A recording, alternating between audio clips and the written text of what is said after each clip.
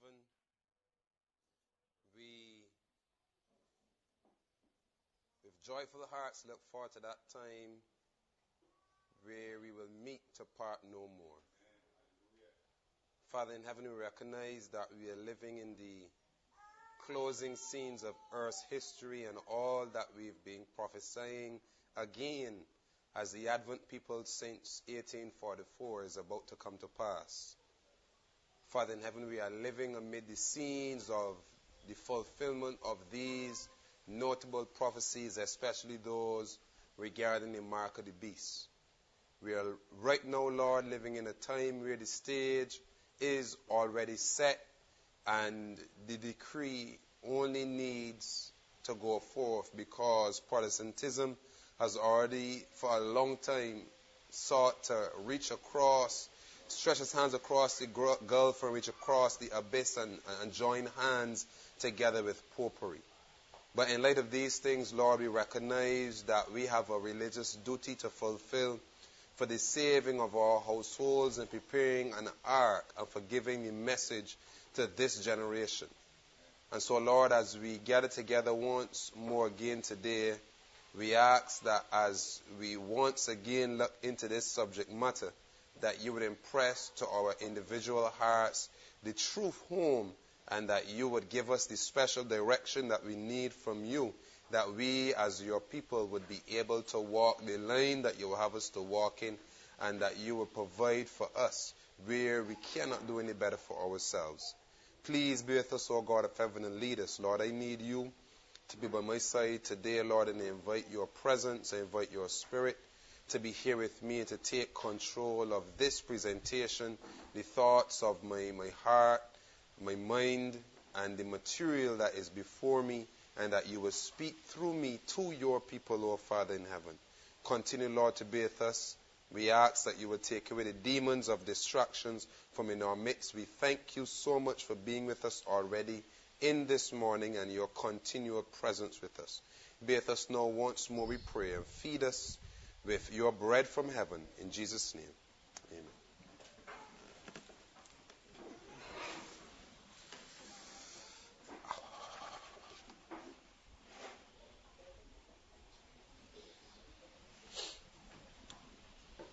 Last Sabbath we began to look at Hebrews chapter 11 verse 7, and in Hebrews chapter 11 verse 7 we discovered that through faith Noah prepared an ark for the saving of his household, and he moved with fear. We began to look at the element of faith. We recognize that Christ also said, according to our faith be unto us. We recognize that if we do not believe that something is possible, we will never be able to accomplish it or achieve it. We looked at if we believe that we can overcome sin, we will be able to overcome sin. We looked at if we believe that we can be able to reflect Christ and his glory from within us, we will be able to do that. We looked at if we believe that God will help us out of difficult situations, that he will. So we recognize from last week, from the word of God, according to Hebrews chapter 11 verse 1 and also verse 6, that if we believe that something is possible, it will come to pass. We also looked at if we believe it would be possible for us to obey all the counsel of the living God when it comes to preparing an ark for the saving of our household, that it will happen. It will come to pass, and God will help us. We also looked at talking unbelief regarding these things, or regarding important things in our life, is the work of sowing tears amidst the wheat. So we looked at unbelief represented in the spirit of prophecy as tears. We also looked at what it meant to believe and be established and prosper, according to 2 Chronicles chapter 20 and verse 20. We looked at the meanings of those words, and then we broke down how, because Noah believed God, that he was able to accept God's warning. He was able to move with fear, prepare an ark to save his house, And by preparing this ark, he was able to condemn the world. And by preparing this ark and condemning the world, he became a heir of righteousness. And we looked at the fact that Noah would not have become a heir of righteousness if he didn't prepare the ark for the saving of his household. And so we recognize that righteousness in Noah's generation, and likewise in our generation, because Christ says, as it was in Noah's day, so shall it be in our day. We looked at righteousness in Noah's generation, and our generation is connected with preparing an ark for the saving of our household. And we recognize that these things are ensamples. So similarly, Noah was given a message to condemn the world on the fearful overthrow that was about to happen. And he moved, he had an experience connected with that message. And we looked at here at the end of the world, we've been given a country living message that teaches us to prepare an ark for the saving of our household. And we looked at a few quotations from the book Country Living, from the Spirit of Prophecy, where Sister White illustrates that families need, if we're going to save our children, we need to be in the country and not in the city. We also looked at the guidelines of which part of the country that we should be living in, and we looked at Christ Object Lessons, Country Living rather, from page 6. Sister White illustrated that it is not God's purpose that we should be crowded into cities or huddled together in terraces and tenements. And so she gave us the location in the country that we can be in, because there are terraces and tenements in the country as well. And so she said this is not God's ideal for us, because if we are huddled together in the terraces and the tenements, when the crisis starts, it is going to prevent us. She said in a further quotation, I believe it was on page 5, paragraph 1 of the book Country Living, that we shouldn't come into close association with those who don't keep the Sabbath, because when that time comes, it becomes difficult for us as a people of God to keep the Sabbath, and we don't want our children to be around the corrupting influences of others as well, even though we may be in the country. And so she continues, and we read quite a few quotations after that. She continues to say in Country Living, page 20, we are not to locate ourselves where we will be forced into close relations with those who do not honor God. A crisis is soon to come in regard to the observance of Sunday. So when we looked at the instruction that was given us from the pen of inspiration, and it comes to country living, it is not enough to be in the country. It is to be in the country in seclusion. Because if we are in close relation and proximity to others, we are going to suffer unnecessarily. It is going to become a stumbling block in the eyes of our neighbors when we keep the Sabbath. And if the Spirit of God is being withdrawn from the earth at that time, imagine what can and the possibilities that what will happen to us. And so she continues to say, and we are to be careful not to place ourselves where it will be hard for ourselves and our children to keep the Sabbath. And so we are recommended to prepare this ark for the saving of our household in secluded areas. And when we look at this counsel, this is very solemn counsel. And that illustrates to us that if we want to obey this counsel, our lives will change. However, if we don't believe the counsel, our lives will not change.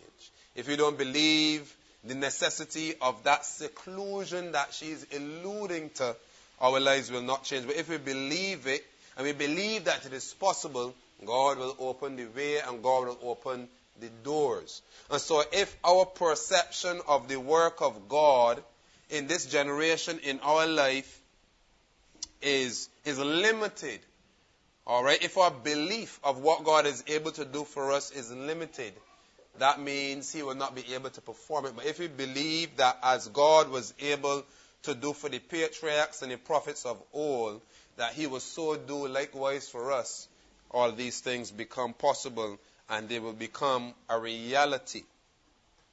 We also remembered Lot's wife, where when the counsel came from the angels of God, and in the experience of Lot is quite interesting. Both the angels took Lot out of Sodom. And when Lot was out of Sodom, all right, Christ came and he spoke to Lot.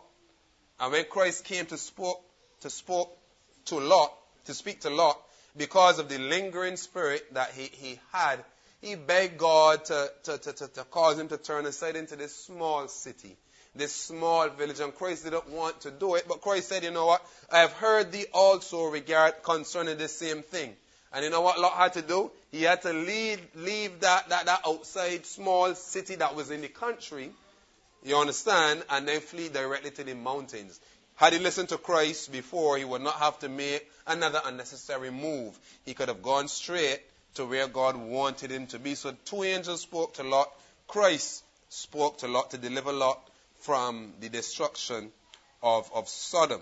We also read a text in 2 Peter chapter 2, verse 5 to 9 that says in verse 9, the Lord knoweth how to deliver the godly out of temptations, to reserve the unjust unto the day of judgment to be punished.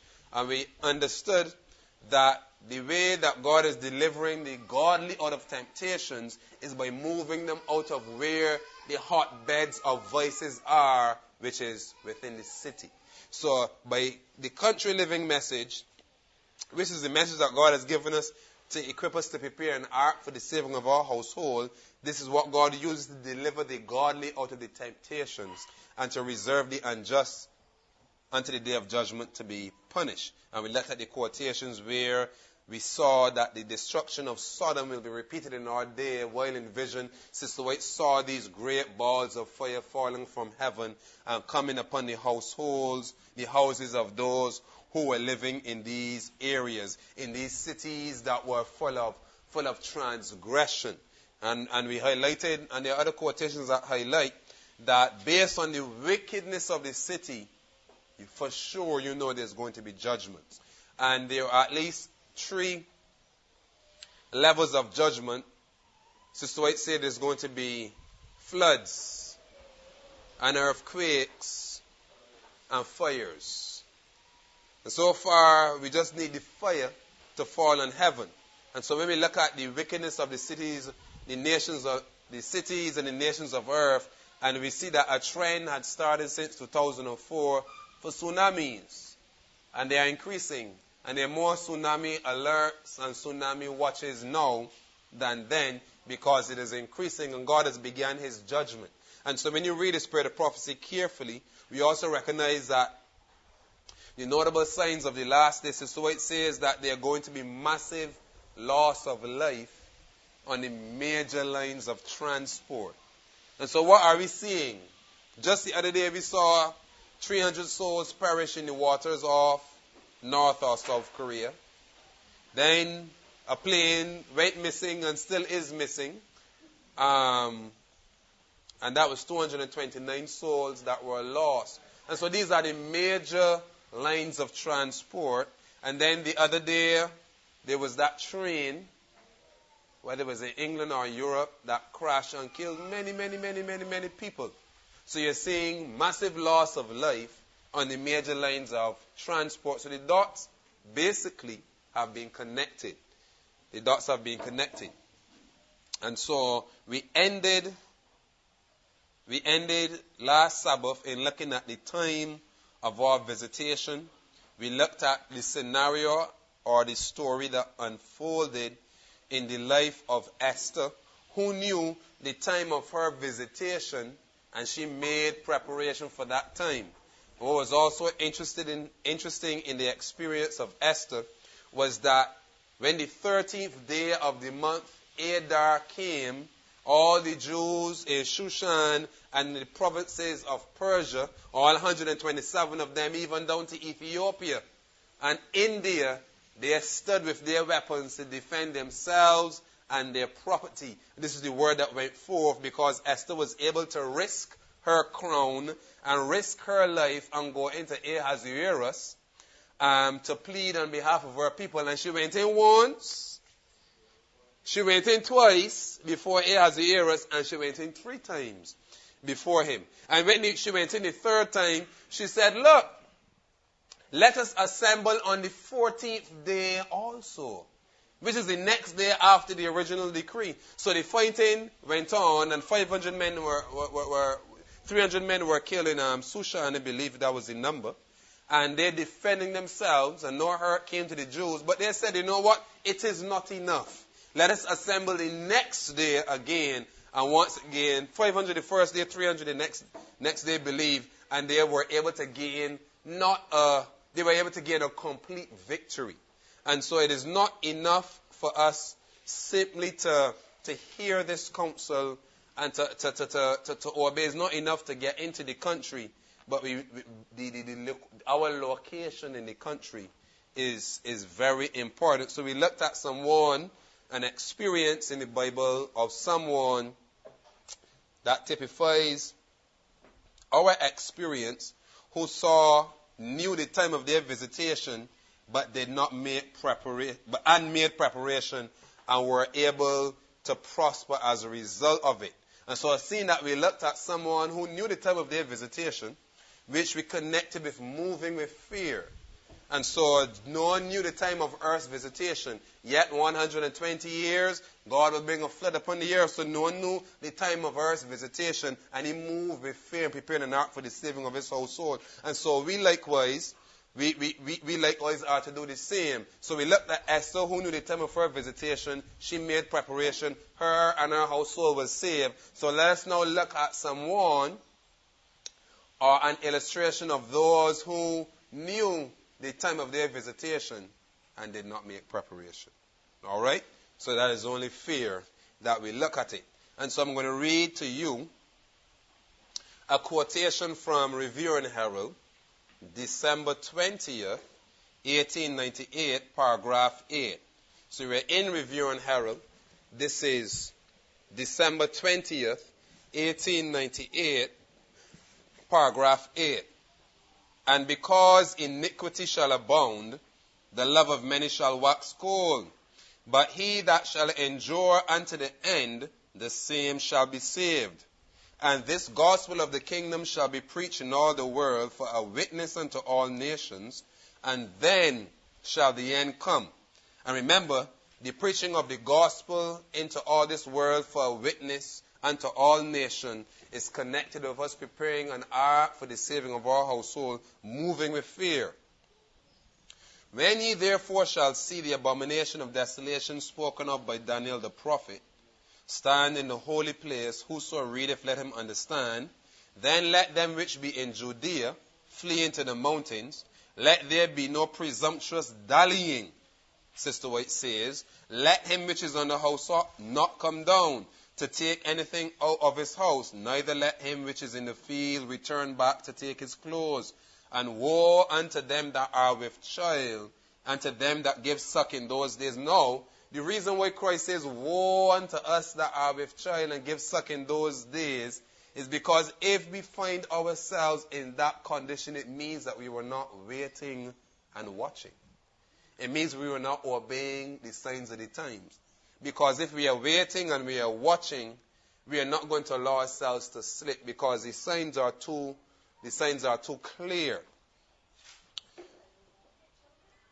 There comes a time where we must stop having children.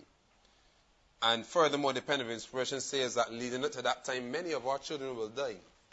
So I would rather mine die than become children of the state than be part of Hitler's Brownshire army. You understand? Correct. Or become a sandwich for somebody. Because it will surely happen. And woe unto them that are with child, and to them that give suck in those days. But pray ye that your flight be not in the winter, neither on the Sabbath day. So Christ gives us a call to prayer. That we can pray that the crisis comes at the right time, and we are in the right place, and we have on the right shoes, and the right clothes, in the right location, the best possible position. Because what does the Bible say? We were talking about last week that we must take the word of God personal. And so if all things work together for our good because we love the Lord and we are called according to his purposes, that means I can pray that when the crisis breaks, it reaches me at the best point. It doesn't reach me while I'm in the middle of the city and they're locking the gates of the city and I can't get back out. It reaches me at the right time. But if you believe that it is possible, according to your faith be unto you. But if you don't believe that God is going to treat you so personal and so nice, well, when the crisis comes, whatever happens, happens. But pray ye that your flight be not in the winter, neither on the Sabbath day. 40 years afterward, at the siege of Jerusalem, the Christians obeyed this warning, and not a Christian perish in the destruction of the city. And so when Christ answered the disciples regarding the destruction of Jerusalem and the end of the world, he blended his answer. And so if no Christians were destroyed in Jerusalem, and he was blending his answer with the destruction of the world, that means no Christian should be destroyed in the cities when the balls of fire are dropping on them, for they will surely fall. Let me read the next quotation connected with this quotation, just highlighting the point in the first quotation, that we know that no Christian perished in the destruction of the city. Now, why did no Christian perish? Because they saw the warning signs. This is Great Controversy, page 30, paragraph 1 and paragraph 2. So we're in GC 30, paragraph 1 and paragraph 2. For 7 years, now we're looking at an illustration of someone knowing the time of their visitation, but not making preparation. For 7 years, a man continued to go up and down the streets of Jerusalem, declaring the woes that were to come upon the city. By day and by night, he chanted the wild dirge, a voice from the east, a voice from the west, a voice from the four winds, a voice against Jerusalem and against the temple, a voice against the bridegrooms and the brides, a voice against the whole people. This strange being was imprisoned and scourged, but no complaint escaped his lips. To insult and abuse, he answered only, "Woe, woe to Jerusalem, woe, woe to the inhabitants thereof." His warning cries ceased not until he was slain in the siege he had foretold. And so if the foregoing quotation says that no Christian died in the destruction of Jerusalem, and we now read that despite this man is giving the right message to the right people, but he dies in the same siege, and we just read that no Christian perished in that siege,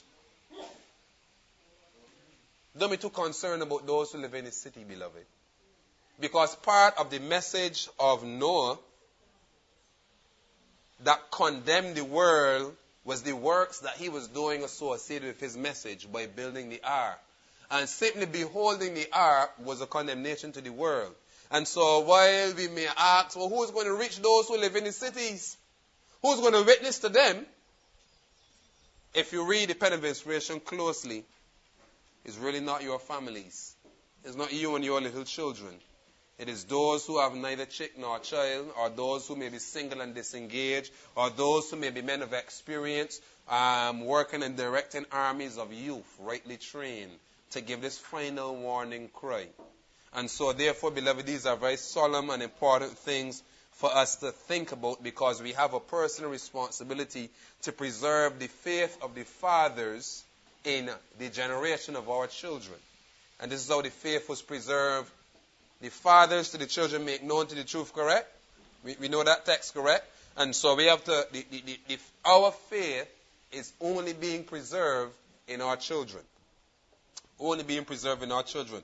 I believe it was last year we had a conversation with a brother, and he was telling us that in Adventism, right now, there are like no voices. There are no more voices that are sounding a cry. Everybody is going along with the tide of iniquity. And we said, where are the other voices? It seems as though when we went off the scene, that there were no voices to stand in the gap. What of the children of the elders who were once lifting their voices, but unfortunately have become carried away by the flood? No voices. And so if there's no one to preserve righteousness, beloved, God ceases to have a name in the earth. And so this is why it's very important to preserve our children. This heritage of the Lord is a hope for future generations. It's a witness, it's a seed that is being planted. Not one Christian perished in the destruction of Jerusalem. Christ had given his disciples warning, and all who believe his words watch for the promised sign. When ye shall see Jerusalem compassed with armies, said Jesus, then know that the desolation thereof is nigh. Then let them which are in Judea flee to the mountains, and let them which are in the midst of it depart out. After the Romans under Cestius had surrounded the city, they unexpectedly abandoned the siege when everything seemed favorable for an immediate attack. The besieged, despairing of successful resistance, were on the point of surrender when the Roman general withdrew his forces without the least apparent reason. But God's merciful providence was directing events for the good of his own people. The promised sign had been given to the waiting Christians, and now an opportunity was offered for all who would to obey the Savior's warning. Events were so overruled that neither Jews nor Romans should hinder the flight of the Christians. Upon the retreat of Cestius, the Jews sailing from Jerusalem pursued after his retiring army, and while both forces were thus fully engaged, the Christians had an opportunity to leave the city. At this time, the country also had been cleared of enemies who might have endeavored to intercept them. At the time of the siege, the Jews were assembled at Jerusalem to keep the Feast of Tabernacles. Thus, the Christians throughout all the land were able to make their escape unmolested. Without delay, they fled to a place of safety, the city of Pella in the land of Perea, beyond Jordan. And so when the decree goes forth, they will be given, even in that final hour, and we're going to look at that shortly, they'll be given in that final hour a final chance before the door closes.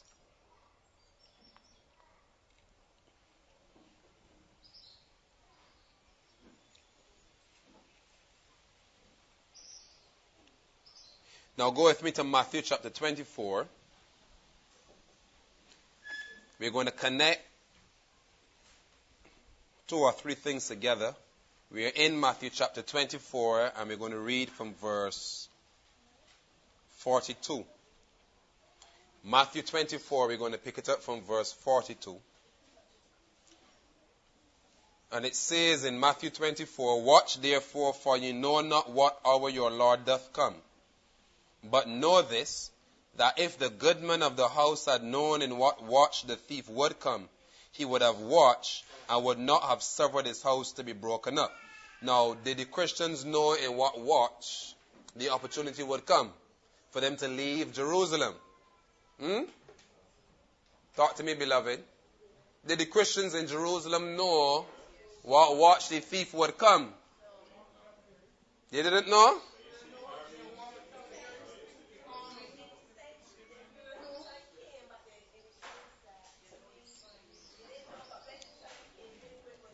When the time came, they know it was time.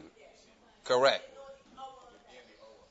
They may not have known the day and the hour, but they know the watch. When we see the abomination of desolation stand in the holy place.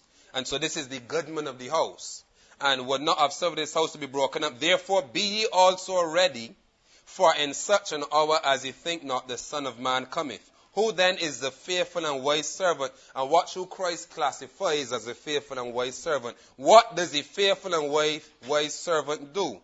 What does the faithful and wise servant do? Yes. He gives his household meat in due season, and that's very important. You see, because we have been told in the Independent Inspiration that we are not to store food for the time of trouble, because it is going to be taken from us. But when we put that quotation in context, we recognize that we should have food stored up in the time of trouble. But the time of trouble that she's talking about is not the little time of trouble that occurs before the death decree. She's speaking about we should not have food stored up when the death decree comes. Because if we have food stored up, they will be holding our ground. defending our little resource, and that's not the time to hold our ground. The time to hold our ground is before the death decree goes forth. So up until that time, we should have meat in due season for our household, because that is now the season. But the season for having that food will not always be, because the time comes when God feeds us with manna. And so this faithful householder, this wise servant, he prepares meat in due season. And God says, blessed is that servant whom his Lord, when he cometh, shall find so doing. Verily I say unto you, that he shall make him ruler over all his goods. And so that season that he's speaking about, this is a time of trouble. This is before the death decree. And that meat, beloved, is the fact that we have been growing our own food. We've been preserving our own stuff, whether it be seeds or grains or drying or canning or whatever. This is our meat that is going to be given us in due season. But then God himself gives us his meat, his manna, in due season. These are the days of vengeance. Now, according to Matthew chapter 24, Christ prophesied that when you see Jerusalem compassed about with armies, so then you know that this is your time to flee Jerusalem. Was that their only time to flee Jerusalem? Was that the only time that Jesus told them to flee Jerusalem? Were there other times that they had to flee Jerusalem? They could have fled from Jerusalem a long time before, but Christ gave them the final sign. When Christ was on earth, he told them, they shall cast you out of the synagogues, they will hate you, they will persecute you. And when that persecution comes, what were the disciples supposed to do? They were supposed to leave and flee from one city to another. So Christ immediately told them when to flee from the start. And he is now giving them the final sign for fleeing. So when the persecution came, many Christians left Jerusalem and they went to Damascus. They went to other parts of the Roman kingdom to spread the everlasting gospel, and where the other disciples were able to come and visit, and especially in the ministry of Paul, raise up churches. And so when you are seeing Jerusalem compassed about with armies, this is the final sign. So prophetically, when will Jerusalem be compassed about with armies? When will Jerusalem be compassed about with armies? We know this prophecy at all. Let us go to Daniel chapter 11, verse 41. We're going to go to Daniel chapter 11, verse 41, and we're going to see Jerusalem being compassed about with armies.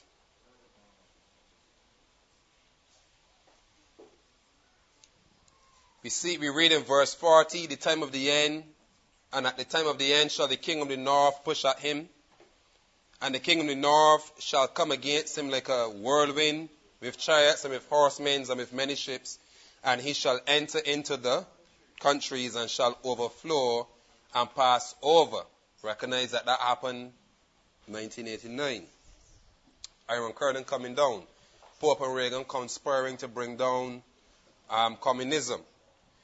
Verse 41, he shall enter also into the glorious land, and many shall be overthrown, but these shall escape out of his hand, even Edom, Moab, and the chief of the children of Ammon. And so here you're seeing Jerusalem, where's Jerusalem? Where was Jerusalem? In the glorious land, correct? And so, who was Jerusalem being surrounded by? The abomination of desolation, the abomination that maketh desolate, which was all this typified Rome. All this actually, as Christ was presented to the disciples, he was laying before them the prophecies of Daniel chapter 11. So here we see the papacy enters into the glorious land. Now, how does the papacy enter into the glorious land? How does the papacy enter into the glorious land, beloved? How does the papacy enter into the glorious land and overthrows many? And so we see that What is happening here in Daniel chapter 11, verse 41 is what Christ was speaking about also prophetically when he told the disciples, when you see Jerusalem compassed about with armies, then you make your escape. And those two events parallel, because when he enters into the glorious land and many are overthrown, what is happening? Is there a time of escape? Is this a time of escape? Yes, because who escapes? Edom, Moab, and the chief of the children of Ammon. So a harvest of souls from the world are reaped, even though the glorious land is now being compassed about with the king of the north, even though Jerusalem is being compassed about with the king of the north. And also in verse 32, the papacy stretched forth his hand also upon the countries of the world, and the land of Egypt shall not escape. So you see the two-part process. And we read in the Pen of Inspiration how the national and the law is passed first in the United States of America, and then all the nations of the world follow. And then it says he shall have power over the treasures of gold, silver, over all the precious things of Egypt, and the Libyans and the Ethiopians, the rich and the poor nations will be at his steps as he controls the world. Now, so we see, let us read this quotation. This is Review and Herald. Review and Herald, May 2nd, 1893, and then we're going to read from Evangelism 235. Review and Herald, May 2nd, 1893. The people of the United States have been a favored people. But when they restrict religious liberty, surrender Protestantism, and give countenance to popery, the measure of their guilt will be full, and national apostasy will be registered in the books of heaven. And so when the United States breaks its constitution and clasps hands with Romanism, then national apostasy will be registered in the books of heaven. Second quotation, Evangelism, and there are many of these quotations, very, very, very many. Evangelism 235, when Protestant churches shall unite with the secular power to sustain a false religion, for opposing which their ancestors endured the fiercest persecution, then will the papal Sabbath be enforced by the combined authority of church and state. There will be a national apostasy which will end only in national ruin.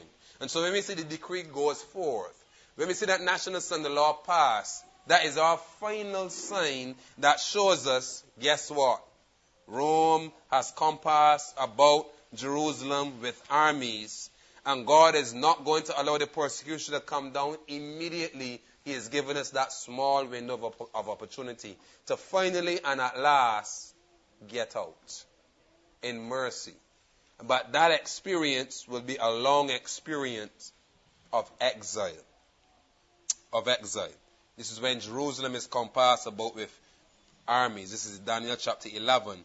Verse 41. But let us take a look at meat for the household, because the good householder or the good man of the house provides meat for his household in due season. And that due season, we want to remember that due season. All right, we want to remember that due season. I don't believe any poor would remain in the city, because as time progresses and it becomes more and more harder, there's going to be less and less to eat. And so, can't be the poor. People who remain in the city lingering, or having that dallying spirit like Lot. We are in Revelation chapter 12. We're going to read verse 6. We're going to read verse 14 as well. So the good householder provides meat for his household in due season. And so this experience of the good householder providing meat in due season for his household in due season parallels the experience of the church in the dark ages, and it also parallels the experience of Noah. We are in Revelation chapter 12, and the woman fled into the wilderness, where she hath a place prepared of God, that they should feed her there 1,260 days. Now, what is happening to the woman in the wilderness? What's happening to her? She's being fed. All right, beloved? Meat in due season is being given to the woman where? So I know God can feed me in the wilderness, but in the city, brother, I know He can't feed me. I know that I can go outside if I'm in the wilderness. Y'all know tumbleweed? You know what? You watch movies. You used to watch movies. And we saw those tumbleweeds in the westerns. Well, those are all over California. But you can eat tumbleweed when it's green. And it will sustain your life completely if that's all you had to eat.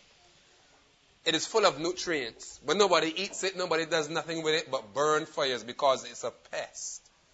But if you were in the wilderness, you will find something to eat, even if it be tumbleweed. All right? Because God provides for the woman where? In the wilderness. But He cannot provide for the woman in the city. If the woman was in the city, the woman would be dead. The woman would be dead.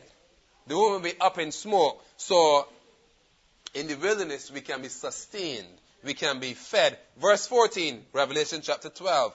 And to the woman were given 2 wings of a great eagle, that she might fly into the wilderness, into her place, where she is what? Nourished. So we can be fed, and it's one thing to eat. Because you can eat and not thrive and not be nourished. But what is God doing for His church in the wilderness? What is God doing for His people in the wilderness? He is feeding them and He's nourishing them. Now, if you are being nourished, what happens, brother? You become fairer and fatter in flesh if you are being nourished. So God feeds His church, His people in the wilderness, in the country, and He nourishes them. And so while there's pestilence and famine in the land and people are suffering and secretly eating their children and each other, we are in the wilderness and we are not only fed, but we are nourished. This is what God does for His church when we accept the counsel of the living God. Go with me to Genesis. Genesis chapter 6, verse 21 to 22.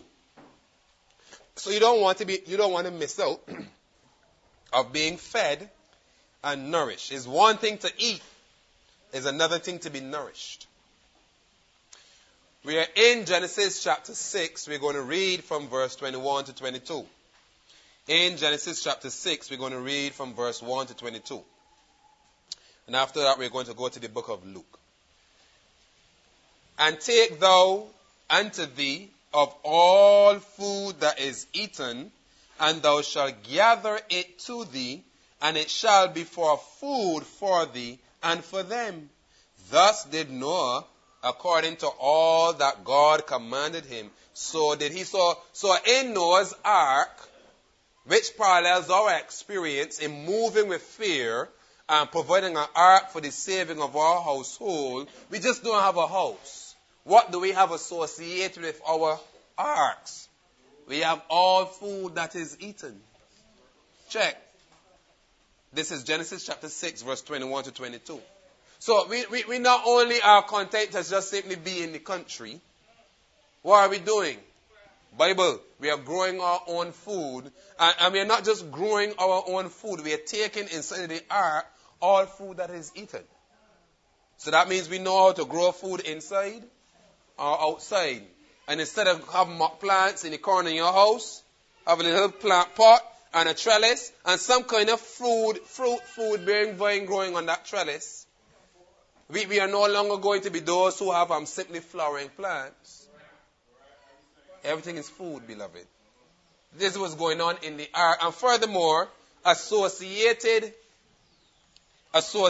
with the woman in the wilderness, what did the earth do to the flood? It consumed the flood. Beloved, where are you going to get water from if you don't have water? Because guess what? In the wilderness, the earth took the flood that was against the woman. This may be a flood of persecution, but let us make it quite literal. You getting government water? You don't think they're going to cut it off? So that means we have to have not just our food, but our water and our little electricity, our little solar cells and our little solar batteries. So this is a real crisis. We know the time of our visitation, and we are to make preparation. So money needs to be put aside for things that preserve our food, things that supply us with a little energy, and they don't want too much electronical devices either. Because I was just watching the interview that the youngster Edward Snowden, he did with NBC, and he illustrated that the government, guess what, they can turn on your cell phone, turn on your microphone, turn on your camera. So your cell phone may be off. The only safety is when the battery is out. And they can do that with all the technology. And so, phones and tablets and so on and so forth. And so, you only want basic essentials.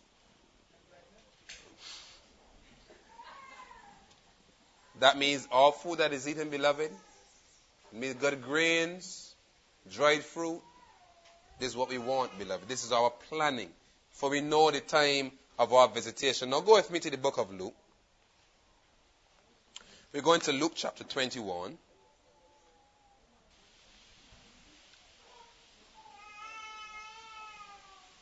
And in Luke chapter 21, we know that it's the same discourse of Matthew chapter 24. But I want you to, let us pick it up from verse 31.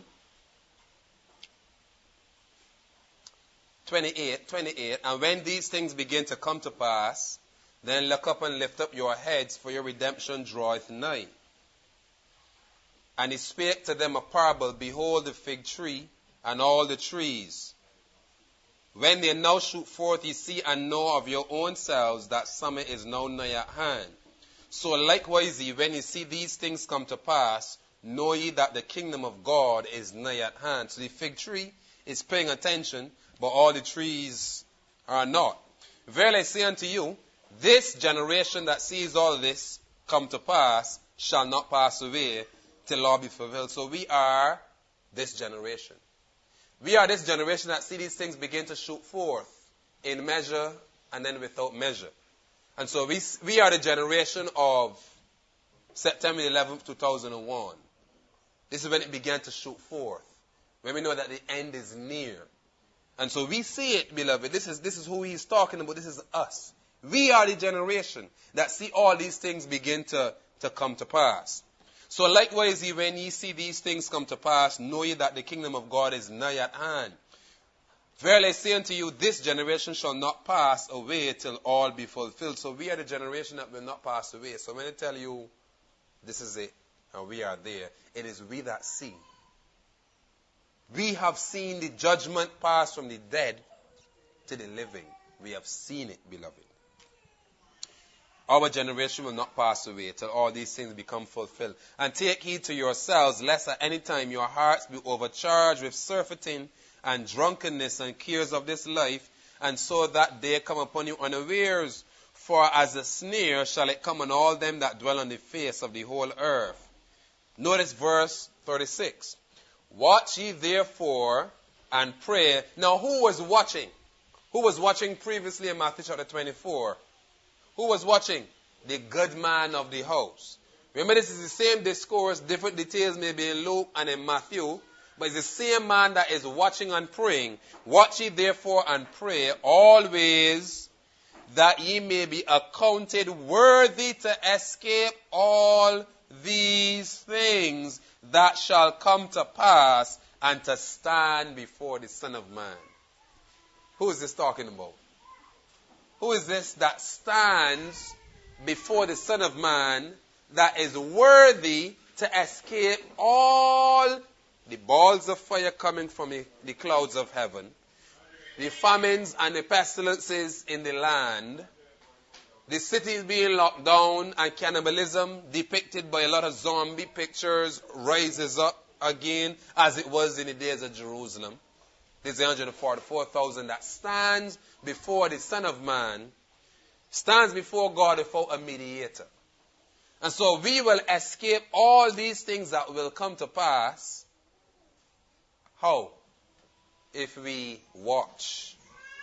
And if we watch, we recognize that those who watch and pray were those who were able to move with fear and prepare an ark for the saving of his house. So now you be listening to me. When I read, watch ye therefore and pray always, that ye may be accounted worthy to escape all these things that shall come to pass, and to stand before the Son of Man. If God is giving me a ticket out, thank you very much. I want that ticket out. You think I want to pass through the vicious trouble that is coming upon the earth? You think I want to see it and behold it? You think I want to be part of it? No, beloved. I want to watch it. Like Abraham watching on the plains, on the mountains, what was going on in the plains of Sodom when it was destroyed. I want to be found, I want to be accounted worthy to escape these things. And how can we be accounted worthy to escape these things, beloved? If we move with fear and we prepare an ark for the saving of our household. Because your prayers have weight with God. God will change policies to suit you. God will change the events in a nation to suit you. And if we weren't recording this, I would tell you some things, but I don't want it on record. God will do it to save you. Trust me. Rather trust the word of the Lord. He will do it. And so if you intend to move with fear, He will cause all things to work together for your good.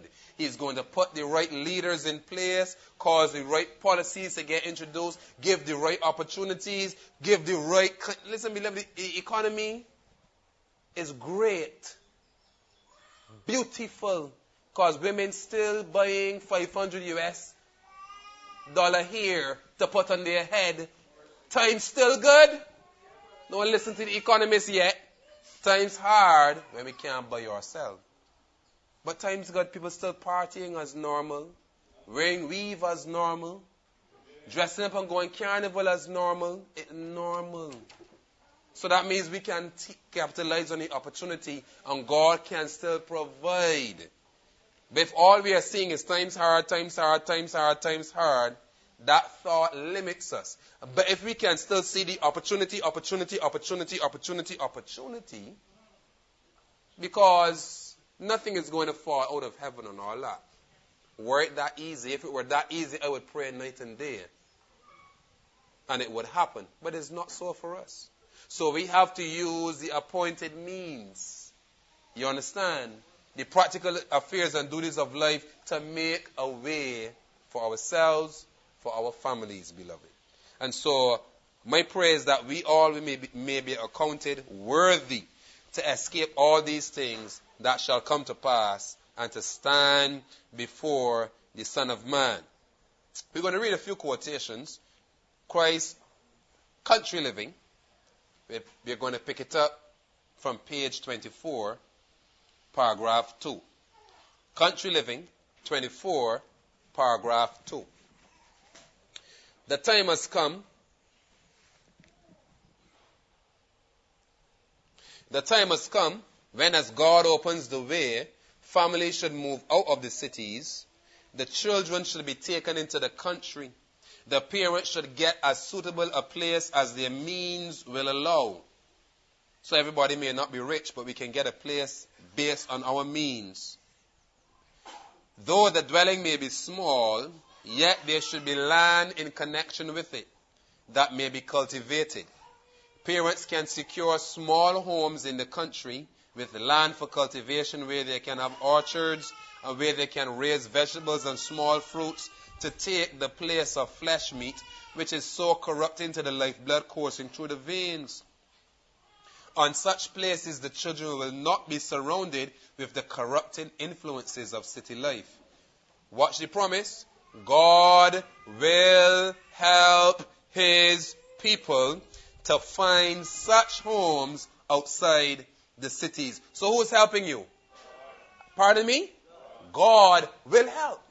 So if you determine, if you believe that it is possible, guess what God is going to do for you? I am going to help you.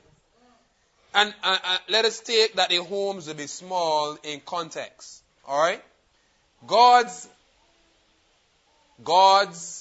standard is different to our standard. So what God is going to call small is going to be much bigger than what the government calls small. Alright? So I just want you to know that God's standard, God is not putting you in a doghouse. He will never do it. because then he's going to break his own law. And he doesn't do it. And so he is not going to give you a sprawling mansion in the country, but he's going to give you some place comfortable and neat enough. Just like the earth, not too far from the sun, not too near.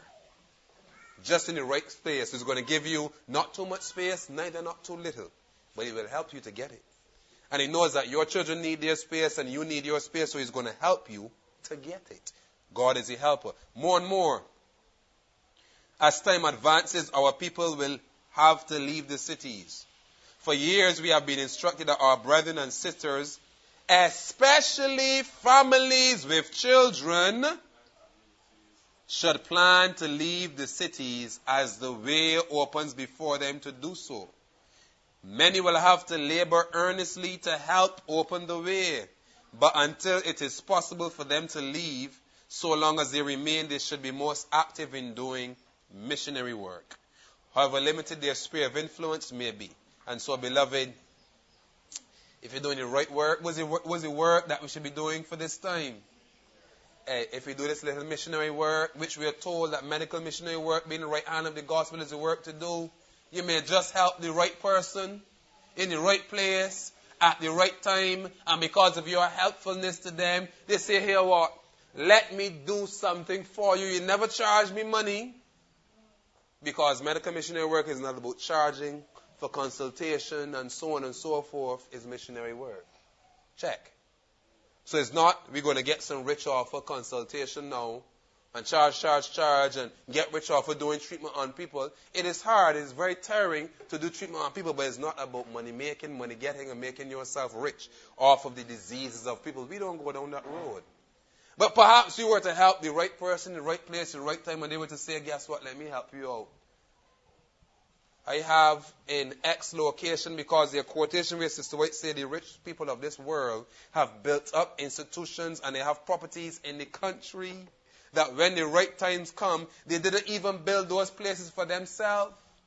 They built it for the work of God, and they were just keeping it in hold for the children of God at the right time, and they didn't know. And we will be able to acquire these properties far below their prices. Far below. So we need to pray that the Lord places us in the right place, the right time, and we speak to the right people. Because when it says God will help, He will help. If you know about God helping you, beloved, when God gives you help, He gives you help. You understand? So when the brethren came to Guyana, they didn't give me a hand and leave me to do the work. It was help. It was floorboards, wall boards, windows, doors, partition. That was help. That was 2 weeks. Take 3 months for one little roof to go on. That was just to galvanize. I was paying for that work. You understand? So I get help. So when God gives you help, you get help. So when you help others, God helps you. And so because it's not selfishness. Let everyone take time to consider carefully and not be like the man in the parable. 26 paragraph 1. And not be like the man in the parable who began to build and was not able to finish. Not a move should be made, but that movement and all that it portends are carefully considered. Everything weighed. So we're not advocating any rash move and you're just in a frenzy. Oh, I got to go to the country, and you break out through the door and country. Where? What? When? How? Legal ramifications. So we're not promoting hysterical behavior. We are promoting faith and moving with wisdom and counsel. We are promoting laying these things on the altar and making positive moves in the right direction. To every man was given his work according to his several ability. Then let him not move hesitatingly, but firmly and yet humbly trusting in God. There may be individuals who will make a rush to do something and enter into some business they know nothing about. This God does not require. Think candidly, prayerfully, studying the word with all carefulness and prayerfulness with mind and heart, awake to hear the voice of God. To understand the will of God is a great thing, and God does not speak to you His will necessarily audibly in every instance. We have to literally sift. So don't go Don't get into the fanaticism that says that God will tell me what to do. He gave us a mind. He never told Adam what the names of the animals were. And if he didn't tell Adam the obvious, you think he's going to tell me the obvious too? A brain I have, and I have to work it out. You know, he didn't even tell Sister White everything. You know, she had to work out many different things and problems, and she was the prophet. Here I hold communion with God almost face to face, because he sends his angel to speak to me, brings me to heaven in visions and in dream, and not even her, she got everything face to face. Not even her, she got everything audibly. She had to work it out. Go back and read the stories of land purchases and setting up institutions and waiting for God to open the way. And we know that God opened the way by what? Circumstances, or prophetic students. Every time a seal was opened in heaven, what happened on earth? What happened on earth? A historical event. But did a trumpet sound from heaven to earth to tell the earth, yes, a seal just get open? No, but a historical event. And so when the sixth seal was unfurled, what was the historical event that happened on earth? You all know it? No, 666. What was the historical events under the sixth seal? Stars fell from heaven. Correct? Moon turned into blood. So, but who knew that the sixth seal was just unsealed? Those who were studying the word. Ooh.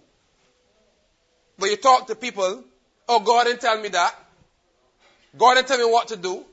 Oh, God tell me that you're studying error. God tell you? But show it to me from the Bible. No, God tell me.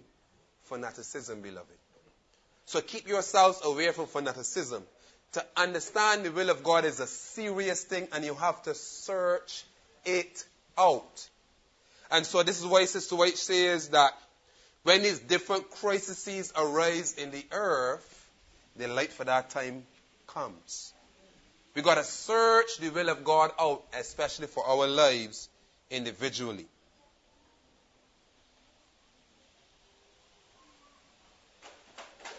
Now, let us go down to, or rather go up to Country Living, page 18, paragraph 2. Let me read something from 26.3 fast. I address words to the church at Battle Creek to move in the counsels of God. There's need of your moving many from the Battle Creek. And there's also need of you having well-defined plans as to what you will do when you go out from Battle Creek. Do not go in a rush without knowing what you are about. Oh, for generals, wise and considerate, well-balanced men who will be safe advisors and who have some insight into human nature, who know how to direct and counsel in the fear of God. Wait, no, let me bypass that. Did she just say, oh, for those who know how to hear the word of God, the voice of God when he speaks to me from heaven to tell me what to do? Did she say that? She says, oh, for generals, wise and considerate, well-balanced men who will be safe advisors, who have some insight into what?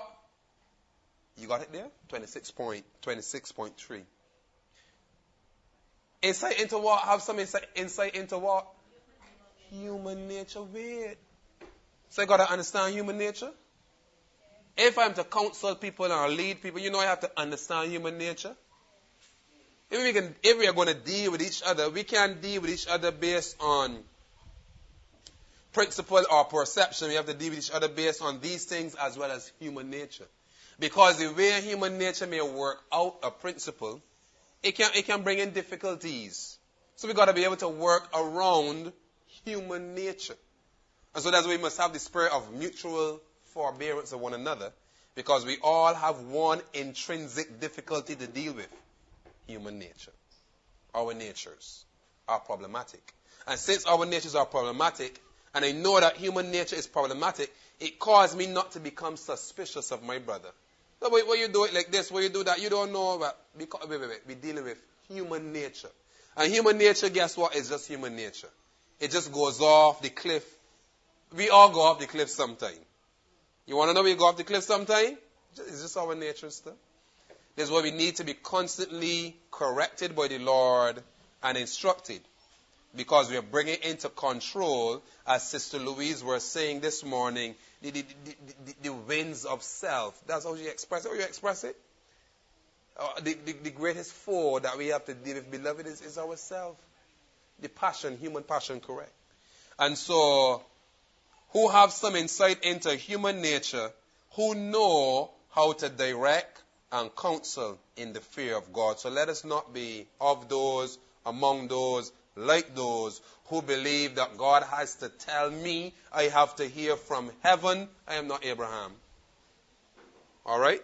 Abraham had to hear from heaven directly because there was no example set before. But guess what? These things were written. And if these things were written for our admonition and their ensamples, what do? We consult the written. Let me read this quotation.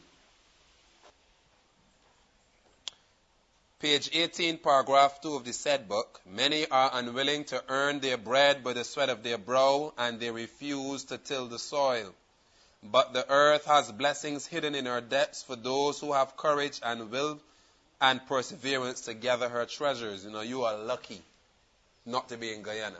Because if you were growing in the sand, you have to backflip and handstand just to make things grow. It is not simply parting the soil and putting something inside of it. You got to enrich that sand. You got to bring some ash. Then you got to bring some mulch. You got to bring some kind of fertilizer. Some kind of manure. And you got to put it in. And then you got to watch every single day for the leaf cutter ants. So we got it cake. Barbados should be the breadbasket of the entire Caribbean because we're the only country that has flat enough land and the richest soil that I have ever seen. Bar none, except Jamaica. Jamaica can grow every plant that is growing anywhere in the world because of their soil structure. Barbados can do it the same thing. Poor vision.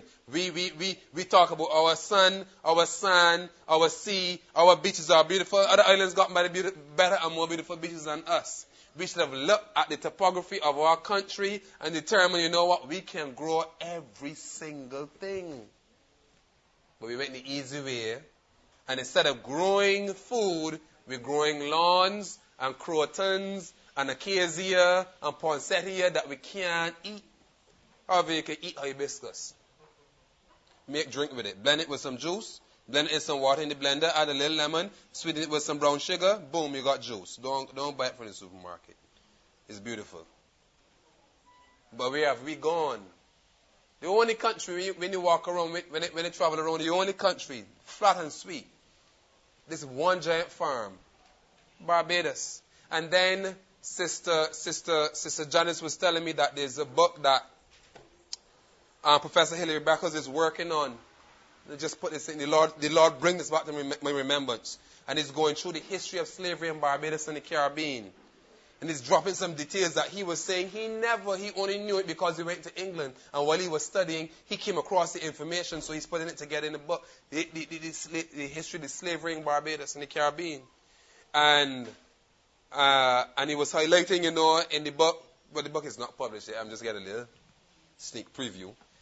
He was highlighting in the book how in the country of Antigua, it was illegal for the slave masters to have sexual relations with the slaves because their law was illegal for them to have sexual relations with heathens. And that's why in Antigua there was not no large white population, number one, or mixed people, straight black. But in Barbados, that was not no law. And if you ever went to Jamaica, it really was not the law. Because the most mixed people in the Caribbean are Jamaicans.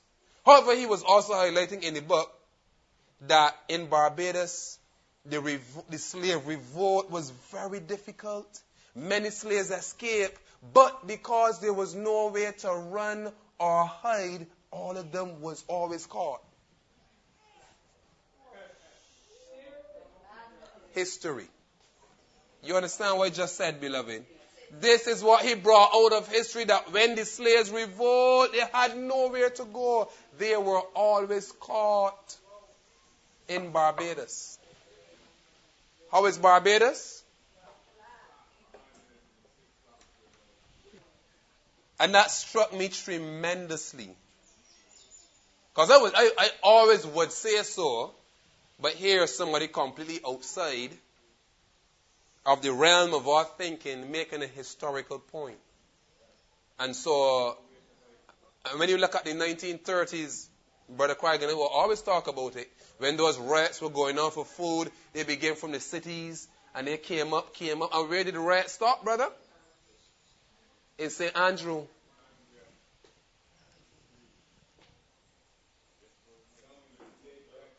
But everywhere is developed. So, I only speak the way I speak to you because I care for you and I love you. Because I can see something happening. Very easy. So, our minds must be set. And God gives grace and courage for the trial. And that's not to say that God still can't hide his people, but if we're dealing with the obvious, we're dealing with the obvious. If we're dealing with the obvious, we know what to expect. So our refuge is not going to be as abundant as other people's refuge because of where we are. This is a consideration. You understand? Not telling anybody move nowhere and jump on the plane and go nowhere. I'm just telling you, consider the facts and expect the expected. All right?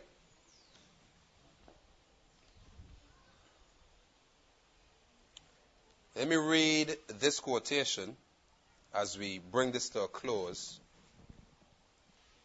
And we're going to go to Volume 1 of Selected Messages 63.2. 1 SM 63.2. I am still a believer in the shut door theory, but not in the sense in which we at first employed the term or in which it is employed by my opponents. Now, when the disciples and the Christians saw Jerusalem compassed about with armies, and then those armies withdrew, what happened? What happened? The door shut. All right? The door closed. That was the closing of the door. So illustrated in the experience in Matthew chapter 24 is that shut door. And just before the door closes, Christ tells us when the door is going to close.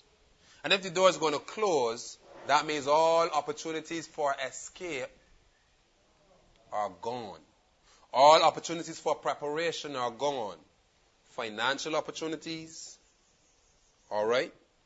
Traveling opportunities, opportunities in getting necessary resources, they are going to be gone. So there comes a time in our experience where this door closes. There was a shut door in Noah's day. There was at that time a withdrawal of the Spirit of God from the sinful race that perished in the waters of the flood. God himself gave the shut door message to Noah.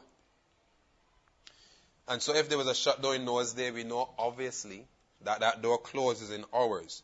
My spirit shall not always strive with man, for that he also is flesh. Yet his days shall be 120 years. There was a shut door in the days of Abraham. Mercy ceased to plead with the inhabitants of Sodom, but all but Lot with his wife and 2 daughters were consumed by the fire sent down from heaven. And if you look at Abraham's life, as Abraham was tested, so are we. Abraham was tested. Leave Babylon, Ur of the Chaldees. Leave where you're accustomed to. Leave where you grew up. Leave where you work. Leave where you accumulated wealth, riches, means, whatever. And you go to a land that I will show you. So he was tested. He was tested with breaking off what? His early associations. He was tested with the filial connections that he had with his families. And so we are tested before the door closed. You see, because by the time it came to Sodom, that shut door in the days of who? Abraham. So it links Sodom with the experience of Abraham. And so if Sodom and Abraham experience are linked together, you got to enjoy the test, beloved. Because who was with Abraham? Wasn't Lot with Abraham? So when Christ illustrates as it was in the days of Lot, he is also including the experience of Abraham. Because the experience of Abraham cannot be divorced from the experience of Lot. So Abraham and Lot were tested, leaving Babylon, Ur of the Chaldees, leaving early associations that needed to be broken up, leaving family ties and connections, leaving work ties and connections, and they were to go to where God would show them. God showed them. The Lord has to show you as well. And then, by the time now it comes down then he was tested again based on the promises of God that were given him. The promise of God that were given him was that he will have seed. But now he's now tested whether or not he will believe that the Lord will fulfill that word. So now his immediate family becomes a test. And his immediate family becomes a test in terms of it is one thing to work out your own salvation with fear and trembling, but to work out the will of God using the means of the flesh and not of the spirit. Of faith and not of works. Because works should follow faith, or works should show faith. But when works don't show faith, but only reveals flesh, those are not the works that we want. So Abraham was tested on every point, step by step by step. However, because he was able to continue to exercise that faith, he didn't fail like how Lot failed. And Lot lost much more than Abraham lost. And so if Abraham didn't pull himself up or pull himself together, and if Abraham had made the choice that Lot made, what would have become of Abraham? But it shows that both Abraham was tested, Lot was tested, and Lot failed his test because he went in the wrong place. And he lost everything. And so we are tested every step of the way. We don't want to go into what God is bringing us out of.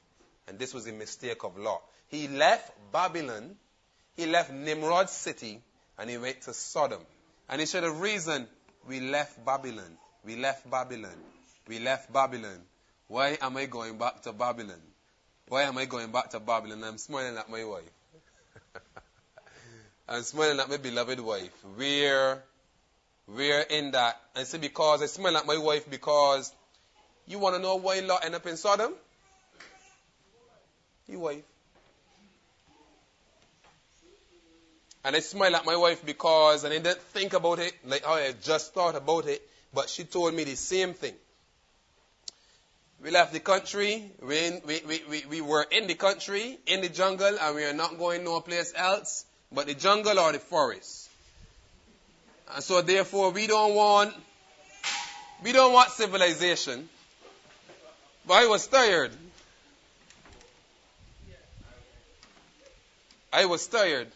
However, where or whenever my faith fails or is weak, bless God for my wife, not like Lot's wife, certainly not, and not like Sarah in her weakness. We can't be leaving Babylon and going to Sodom. You understand, beloved? And so I praise God for my wife that comes at the time, that keeps the flame burning. You know what? If God says country living is country living, and if we are to be homeschooling our children, we are to be homeschooling our children. And we in the midway, not halfway, not partway, not private school, not Adventist school. This is it. This is it. And so I praise God for that. I really praise God for that. There was a shut door in the days of Abraham. So men, I adjure you, if your wife is talking, saints, listen to your wife. Not that I'm saying that your wife don't talk, saints. But often we have things in our mind and it must be our way and or the highway. But it's not a dictatorship, it's called marriage. And a marriage means the union of both thoughts and life experiences. It is not communism. Marriage is like a republic. You understand? By the people, of the people, for the people. It's not executive orders. Why say go, woman? That's not it.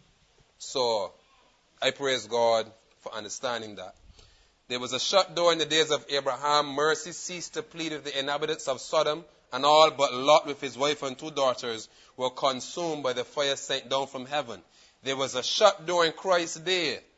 The Son of God declared to the unbelieving Jews of that generation, your house is left unto you desolate. Looking down the stream of time to the last days, the same infinite power proclaimed through John. And we don't want to hear that our house is left unto us desolate. And when can and when will our house be left unto us desolate? Probably we have to skip to the quotation. So it says, God will not tell us what to do with our properties if we don't lay it on the altar. And when the time of trouble comes and we have not sold, it's going to come upon us like a weight and crush us. And then it's when our house is going to be left unto us desolate. And that desolation illustrates that it did not do anything to benefit the cause of God. So I want you to think and I want you to pray. Looking down through the stream of time in the last days, the same infinite power proclaimed through John. Let me read, pick it up in Adventist Home. And we're going to pick it up from verse 1, chapter 138, paragraph 4. AH 138, paragraph 4. We're going to look at Lot, and we're going to close on this point, because as it was in the days of Noah, so shall it be in the days of the coming of the Son of Man, and also as it was in the days of Lot. So we already looked at Noah. We already included the experience of Abraham. Let us finish off by looking at Lot. When Lot entered Sodom, he fully intended to keep himself free from iniquity and to command his household after him. But he signally failed. The corrupting influences about him had an effect upon his own faith, and his children's connection with the inhabitants of Sodom bound up his interest in a measure with theirs. The result is before us. Many are still making a similar mistake. Let it be your study to select and make your homes as far from Sodom and Gomorrah as you can. Keep out of the large cities. And Sodom is not in Barbados and in the other islands alone. Sodom is everywhere. And so don't think that we are spared Sodom. This is Barbados. We know we in spared Sodom. We know we known. Let me qualify and replace that statement. You know, there are those who are known in Barbados for that behavior. So we know what it is. The result is before us. Many are still making a similar mistake. Let it be your study to select and make your homes as far from Sodom and Gomorrah as you can. Keep out of the large cities if possible. Make your homes in the quiet retirement of the country, even if you can never become wealthy by so doing. Locate where there is the best influence. And what's the best influence? Birds and the bees and the flowers and the trees. That's the best influence. The time has come when, as God opens the way, families should move out of the cities. The children should be taken into the country. This is an Adventist home. The parents should get as suitable a place as their means would allow. We read this in part. Though the dwelling may be small, yet there should be land in connection with it that may be cultivated. Before the overflowing scourge shall come upon the dwellers of the earth, the Lord calls upon all who are Israelites indeed to prepare for that event. Now, who are Israelites indeed? Or who was the Israelite indeed? Who was the Israelite indeed? Who were the Israelite? Who was the Israelite indeed? Who did Christ say was an Israelite indeed? And why was he, and what is associated with an Israelite indeed? In his mouth was found no guile. Wait, who is that? Oh, beloved. So where do 144,000 live? If she is calling for all those who are Israelites indeed to prepare for that event, country, not city, 144,000. So if you intend and you aspire, you know where it's going to be happening. Nope. To parents, he sends the warning cry, gather your children into your own houses. Gather them away from those who are disregarding the commandments of God, who are teaching and practicing evil. Get out of the large cities as fast as possible. As God, let me stop that. Let me read from Country Living again, go back. Go back to Country Living 30.4. 30.4. As God's commandment keeping people, we must leave the cities. As did Enoch, we must work in the cities, but not dwell in them. So, beloved, this is a message for Barbados and for every island of the sea. Not just the larger continents that this message for years have been relegated to. This is our message. This is for the salvation of our souls. When iniquity abounds in a nation, there is always to be heard, no.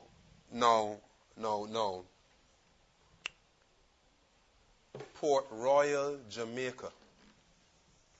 All right? Port Royal, Jamaica. We can remember the history of Port Royal in Jamaica, which was a pirate haven. And the pirates used to pass Barbados and go up to there too. Our region has a lot of history. In Tobago, there's a place called Barbados Bay, where they would leave Barbados and they would go down to Tobago and get wood and bring back up. Or they would leave Barbados and go down to Tobago and either drop off slaves or drop off missionaries, based on what era we're talking about. And if you look at the names of the places in Tobago, they have Black Rock, they have Spring Garden, because it was connections. All right. And so, but you remember the history of Port Royal in Jamaica? You know what happened? Because of its wickedness, a whole entire city on the edge of the country in Jamaica. You know what happened with it, beloved? This history. I believe it was, what was it? It's underwater. Completely. And you can see buildings and people's houses. Everything is underwater. Why? It was a pirate haven and it was wicked. It was wicked. What are the classes of wickedness we have in this world? We have economic wickedness. An economic wickedness that places people in economic slavery. And what does the book of James say? He hates it when the poor are being ground down and the worker does not receive its hire. And it says, for this God will judge. And if God is rewarding the wicked cities on the earth with judgment, with floods and tempests and storm, earthquakes and fire, it's not just sodomy and murder, it's economic wickedness, it's slavery. And God is going to reward with what? Judgment. And so when you see those wicked cities receiving judgment, and that was an island, you don't think our island will receive judgment too? Judgment dropping this time, beloved.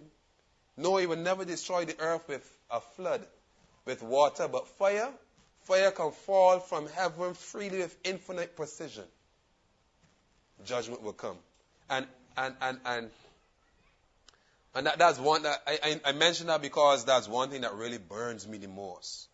The wickedness of banks and trusts and corporations and multinational companies. God will judge. God will judge. When iniquity abounds in a nation, there is always to be heard some voice, warning and instruction, as the voice of Lot was heard in Sodom. Yet Lot could have preserved his family from many evils had he not made his home in this wicked, polluted city. All that Lot and his family did in Sodom could have been done by them even if they had lived in a place some distance away from the city. Enoch walked with God, and yet he did not live in the midst of any city polluted with every kind of violence and wickedness, as did Lot in Sodom. So we don't need to be in it to reach it. We need to be in our arks to reach it. We're going to end on this story, just how we ended the story last Sabbath. Patriots and prophets 160, paragraph 1. Patriots and Prophets, 160, paragraph 1.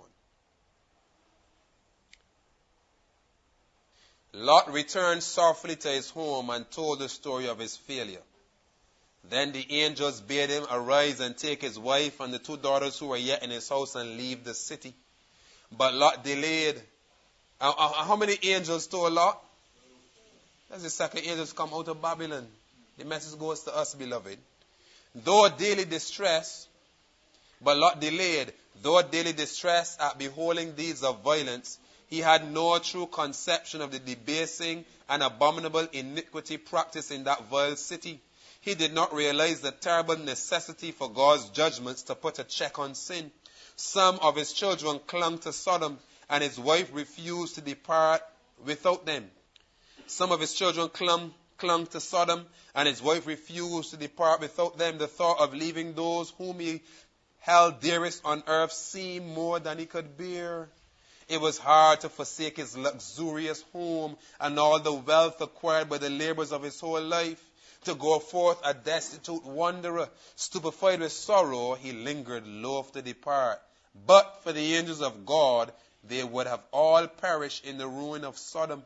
The heavenly messengers took him and his wife and daughters by the hand and led them out of the city. Here the angels left them and turned back to Sodom to accomplish